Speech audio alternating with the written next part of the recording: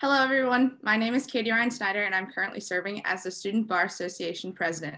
Here today, I'm going to launch a new series from the Dean's office in which students, faculty, and staff will sit down with Dean Perdue and ask a few questions about a particular topic. Today, we're going to kick off the series speaking about the pandemic and what it's been like being in the law school for the last year. Good morning, Dean Perdue. How are you?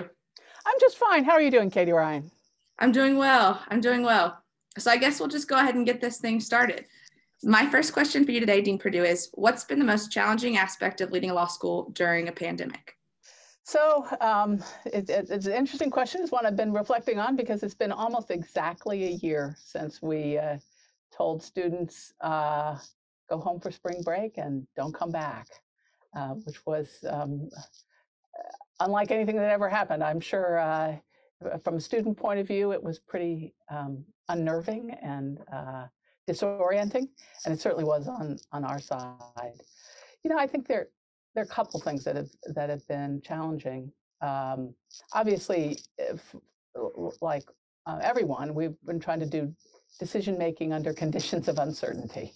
So, what's going to happen next? How do we plan where we don't know what's going to happen next? The ground rules changed along the way. Early on, Dean Price and I were out with our literally out with our tape measures, going around the classrooms, trying to figure out 6 feet apart. Okay, if we had to be 6 feet apart, how many people could fit in the classrooms? And because that then impacted how many first-year sections we needed, those kinds of things. And we thought we'd figured it out, and then the university said, well, actually, people need to be 6.5 feet apart. And that turns out to make a big difference. Might not think that those 6 inches would change things. It changed a lot of the classrooms and our thinking about them. So it was this sort of constant process of, well, we thought we had an idea, but now we have to pivot. So that's always a challenge in a situation like this. Maintaining adequate communication is always a challenge. Everybody wants to know what's going on, and it's easy when you're in the throes of trying to make decisions and move things along to forget that you haven't told people along the way. Because if you're immersed in it, you think, well, I know what's I know what I'm thinking, I know what's going on. Surely everybody else does. And sometimes mostly what people want to hear is, we have nothing else we can tell you at the moment. You know, it's like the airplanes. They tell you, well, we hope to take off in 20 minutes, and 20 minutes comes and goes. It's helpful when the pilot comes on and says, yeah, we still aren't cleared to take off. Just kind of keeping those communications going. All that said, I think for me, the hardest part has actually been knowing that we've been asking people to do things that are really hard. That's the part that wakes me up at night. We've asked our faculty and staff and students to do really, really hard things. And we try to support people, but we can't, there's much about the situation that we can't make easier. So teaching and learning law when you are also running an elementary school at home is really hard. Trying to learn and stay engaged when you're not able really to connect with other people, that's hard. And the New York Times reported that 1 in 3 Americans has lost someone to the pandemic. Now that's a stunning statistic. And trying to teach and learn when you're also grieving is really hard. So that's been the part that kind of eats at me, that now knowing what people are doing is so hard, and there's only so much we can do to make it better. The encouraging part about that has been watching people come together. So seeing students reach out to each other. You all have done an amazing job of supporting each other under these difficult times. Watching the faculty. Okay, how are we going to make this work? The faculty worked all summer to try and pull this off as best we could. The staff's been amazing. You know, we've been trying to get the classrooms, get the audio to work. Carl Ham stays till midnight and moves the microphones around.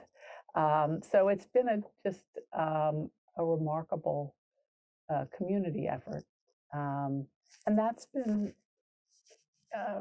reassuring to see.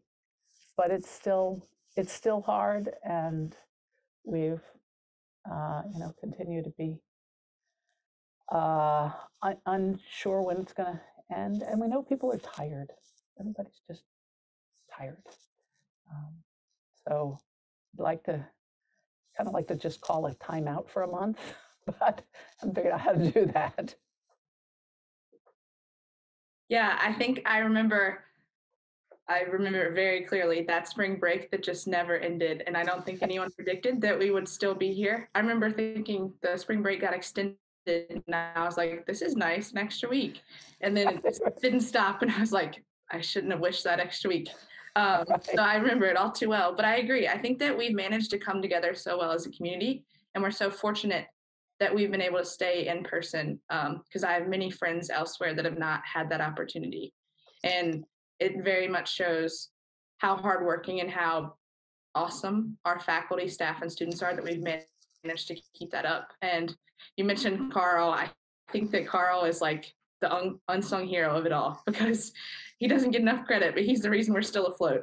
But I agree. I think that it's been a challenging year, and I cannot imagine being in your shoes, but I do appreciate all that you all have done. And I think other students do as well, because we wouldn't be here in person without all of your efforts. Yeah, you know, it has been interesting to learn that even the limited extent to which we can be together, it's not the same. It does make a difference. I think we've kind of seen that the kind of teaching and learning that we want to do does work better when people are able to connect with each other. It's not simply information dump that maybe would work fine. Just read the book, and now you have the information. It's a different kind of engagement, and so people have made it as good as it could possibly be under the circumstances, which is not perfect, but I think it's gone reasonably well. I agree. Nothing's ever perfect, and we have to remember that, especially when we're in uncharted waters. All right, we will just go to the next question then, because I think it builds well off the first one and the responses from the first question. So my second question for you is, what do you think the rest of 2021 will hold for the University of Richmond's law school? Yes. Well, time to break out my crystal ball, which is a little foggy at the moment. Actually, I keep a little stone on my desk that says hope. So that's my magic word for the rest of 2021. What will it hold? Obviously, we have don't know for sure. We're planning for lots of different versions. We are very hopeful that with the vaccine and that's simply going to allow us to be much closer to what we would consider normal. But we don't know. So poor Dean Price is planning in multiple variations so that we can continue in the best possible way. A couple of things we do know are coming up. First of all, we have a new university president coming in August. So we don't know what that means.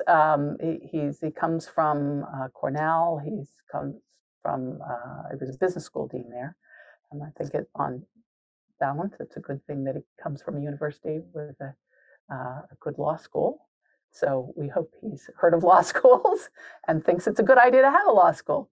But we'll be getting to know him. And one of the things on my mind is thinking about how we can best introduce him to the law school and to our students, so he has a feel for who we are. So that's coming up.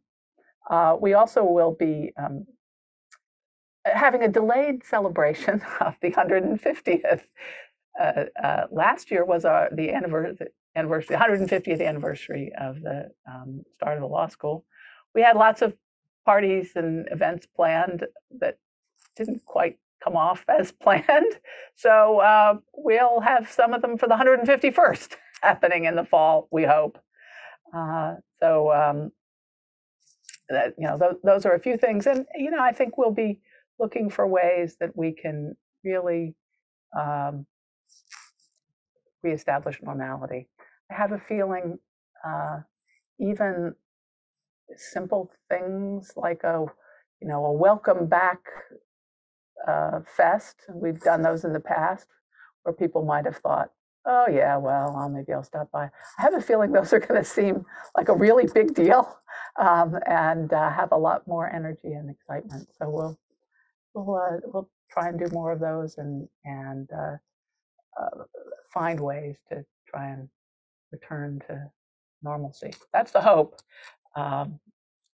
We'll see.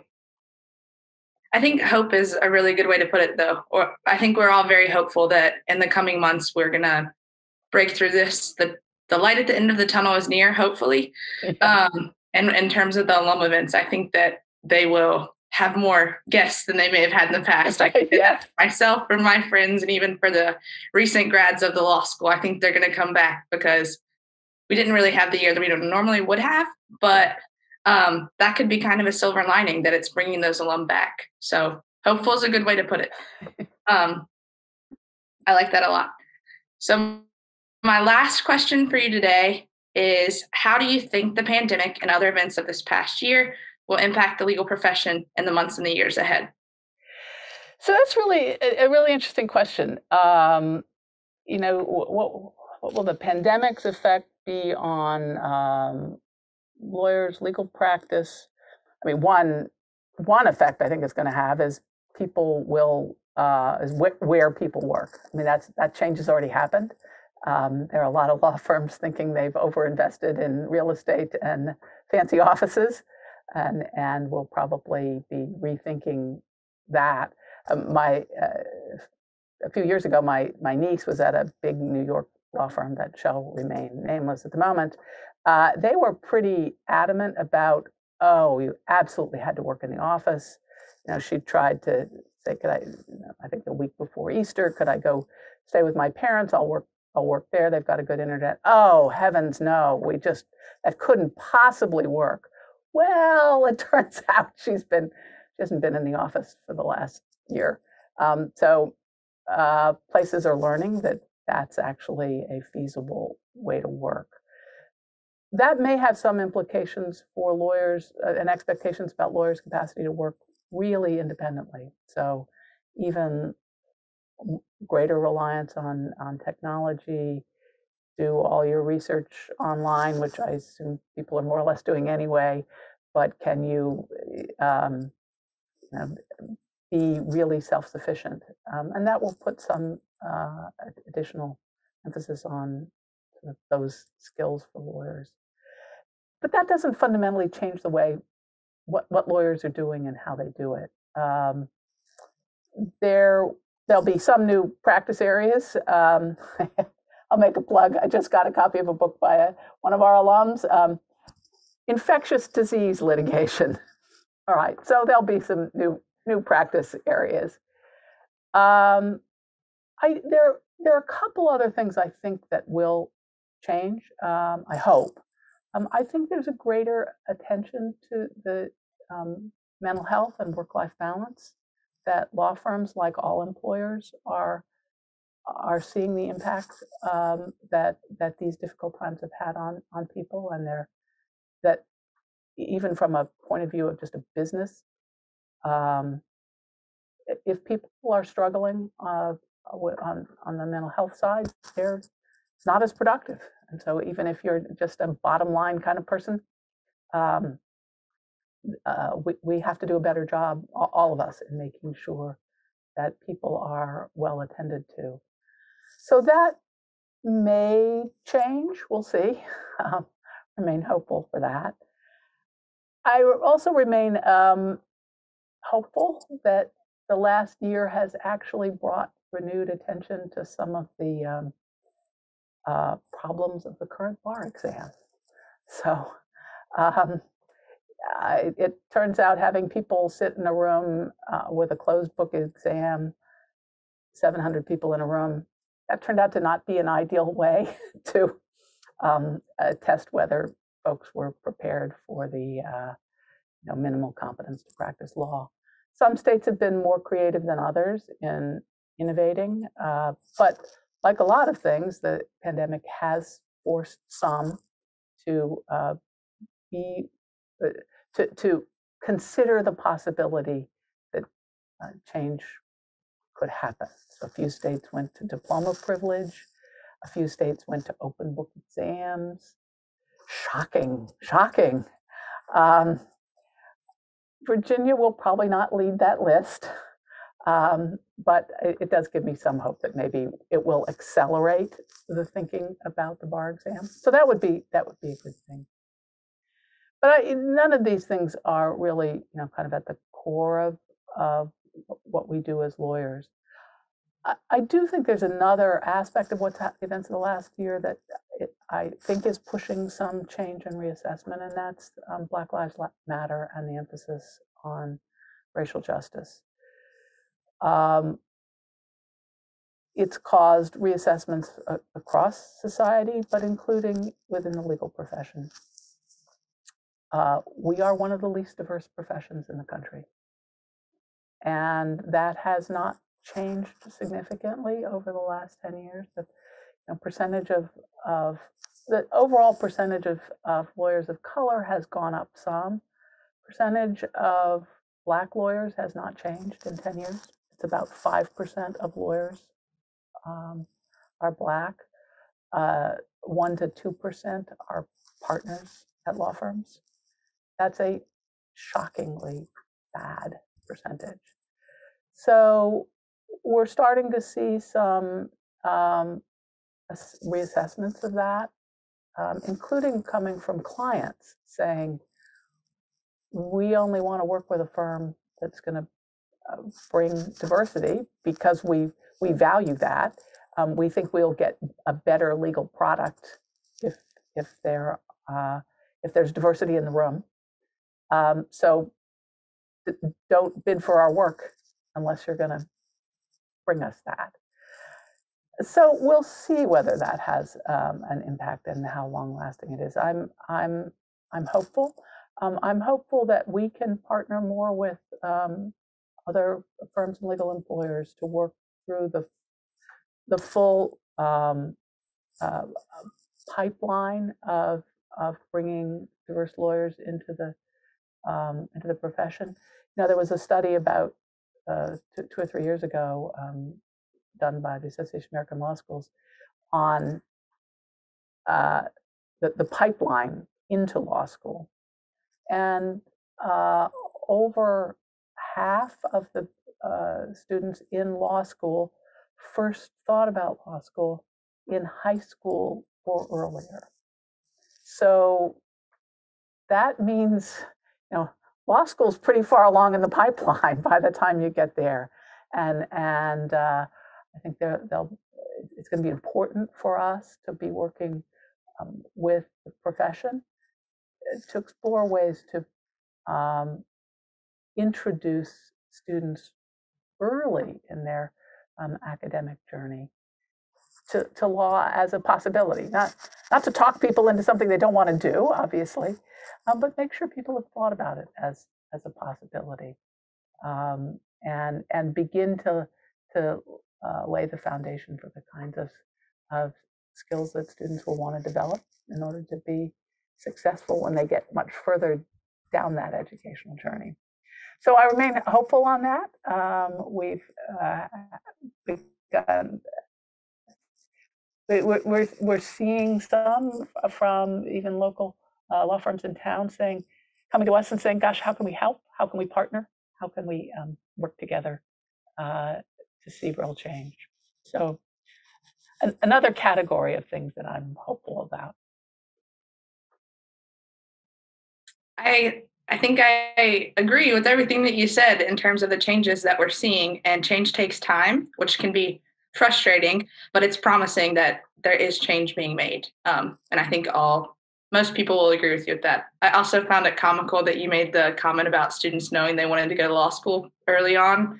I was one of those people. Well, you have a lot of company. Yes, I was one of those people, probably middle school, if not earlier, that I said, I'm going to be a lawyer. And here we are, very close. But I appreciate that. And I appreciate you taking the time to answer all of these questions for us, because I think they're very beneficial. And students and faculty and staff, and even alum or people that might come across this will find it helpful. And maybe it will give them that little bit of hope too, that we're close to getting through this and the light at the end of the tunnel is near us. So sure. I appreciate it. And I appreciate your time so much for taking this moment. Oh, thank you. This has been fun. We'll do some more of it, and be delighted to continue a conversation with you and others. So thank you for your time.